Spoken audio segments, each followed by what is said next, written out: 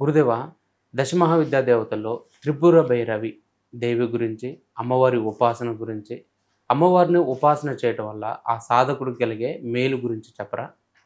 కుక్క ఏ విధంగా అయితే యజమాని పట్ల ప్రేమ విశ్వాసంతో అయితే ఉండి తన దగ్గరికి ఎవరన్నా యజమాని ఇబ్బంది పెట్టేటట్టయితే తను గాయపరుస్తూ, ఒకవేళ ఏదన్నా చెడు ఆత్మలు కానీ చెడు ప్రయోగాలు కానీ వస్తున్నప్పుడు వింతగా అరుస్తూ, అంటే రాత్రి వేళ కుక్కలు వేరే శబ్దాలతో అరుస్తుంటాయి, ఇలా అరుస్తూ తన యజమాని సర్వము రక్షించుకునే ఏ విధంగా అయితే ఉంటుందో అదేవిధంగా ఇక్కడ భైరవని అనే అమ్మవారిని మనం ధ్యానం చేయడం వల్ల మన స్థితిగతులు మారడంతో పాటుగా మనం ఎదుటివారిని ఏ ఇబ్బందులు లేకుండా మన చుట్టూ తిప్పించుకునేటువంటి అవకాశం ఏర్పడుతుంది.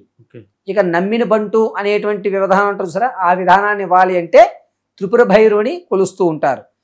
ఏ పనైనా సరే చేసి పెట్టేటువంటి అమ్మవారు. ఈ అమ్మవారి సాధన అనేటువంటిది నిశరాత్రి 12:38 ప్రారంభం చేసుకుని 2:14 వరకు కూడా సాధన చేయాలి. త్రిపుర భైరవి చూడడానికి అందమైనటువంటి వ్యవస్థతో తన గొంతు కీచు గొంతుకుతో ఉన్నట్టుగా అనిపిస్తూ ఉంటుంది. ఈ సాధన చేసేటప్పుడు